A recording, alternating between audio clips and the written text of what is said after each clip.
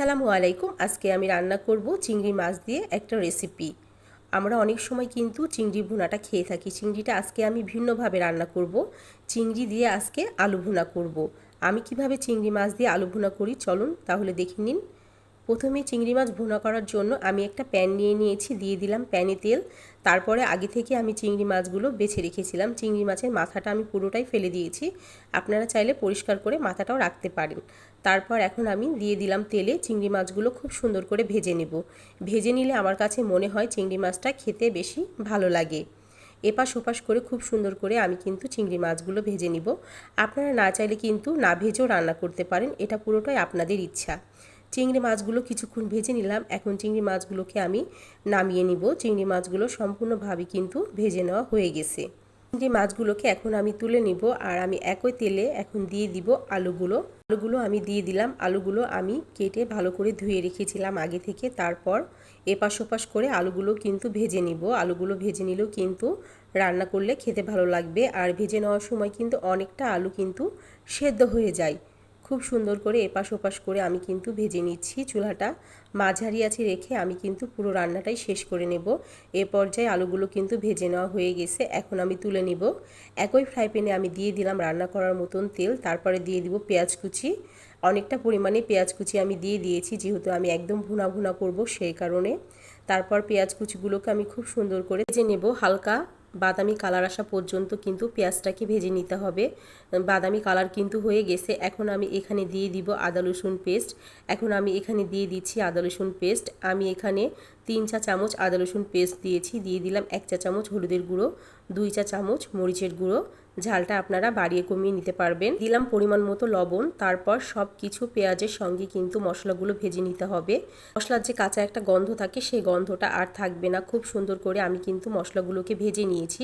এখন আমি এখানে দিয়ে দিব পরিমাণ মতন পানি মশলাটাকে কষিয়ে নেওয়ার জন্য।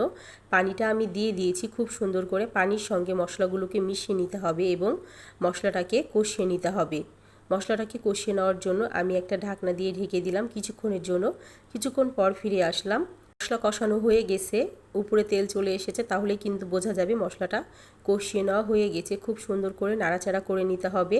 তারপর আগে থেকে যে চিংড়ি মাছগুলো আমি ভেজে রেখেছিলাম সেই চিংড়ি মাছগুলো দিয়ে দিতে হবে। চিংড়ি মাছগুলো দেওয়ার পর খুব সুন্দর করে মশলার সঙ্গে মিশিয়ে নিতে হবে। মিশিয়ে নেওয়া হয়ে গেছে। এখন আমি এখানে দিয়ে দিব আগে থেকে ভেজে রাখা আলুগুলো দেওয়ার পর চিংড়ি মাছ আলু মশলার সঙ্গে খুব সুন্দর করে মিশিয়ে নিব।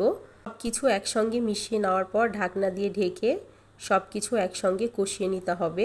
এখন আমি একটা ঢাকনা দিয়ে ঢেকে দেব সব কিছু কষিয়ে নেওয়ার জন্য। ঢাকনা দিয়ে ঢেকে দিয়েছি।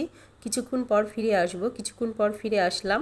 সুন্দর করে কিন্তু কষিয়ে নেওয়া হয়ে গেছে। এখন আমি এখানে দিয়ে দিব 3টা কাঁচামরিচ। তারপর নাড়াচাড়া করে সব কিছু একসঙ্গে মিশিয়ে নেব। মিশিয়ে নেওয়ার পর এখন আমি এখানে দিয়ে দিব পরিমাণ মতন পানি। রান্না করার জন্য দিয়ে দিলাম পরিমাণ মতন পানি। পানি দেওয়ার পর পানির সঙ্গে চিংড়ি মাছ আলু সব কিছু একসঙ্গে মিশিয়ে নিতে হবে। মিশিয়ে নেওয়া হয়ে গেলে ঢাকনা দিয়ে ঢেকে দেব রান্না করার জন্য। ঢাকনা দিয়ে আমি ঢেকে দিয়েছি রান্না করার জন্য। কিছুক্ষণ পর ফিরে আসবো। কিছুক্ষণ পর ফিরে আসলাম। রান্নাটা কিন্তু হয়ে গেছে। এ পর্যায়ে এখন আমি এখানে দিয়ে দিব 1 চামচ জিরার গুঁড়ো। 1 চামচ জিরার গুঁড়ো আমি কিন্তু দিয়ে দিয়েছি। তারপর সব কিছু একসঙ্গে মিশিয়ে নেব। মিশিয়ে নেওয়া হয়ে গেছে। এখন আমি আবারও 2 মিনিটের মতন ঢাকনা দিয়ে ঢেকে দেব। চুলাটা একদম লো আঁচে রেখে 2 মিনিট পর ফিরে আসলাম। রান্নাটা কিন্তু পুরোপুরিভাবে একদম হয়ে গেছে।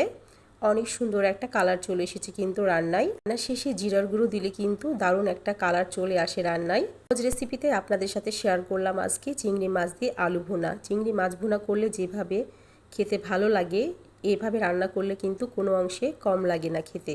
অনেক দারুণ লাগে এইভাবে চিংড়ি মাছ ভুনা করে খেলে। আপনারা যদি একবারও না খেয়ে থাকেন অবশ্যই বাসায় একবার ট্রাই করে দেখতে পারেন চিংড়ি মাছ দিয়ে আলু ভুনা করলে।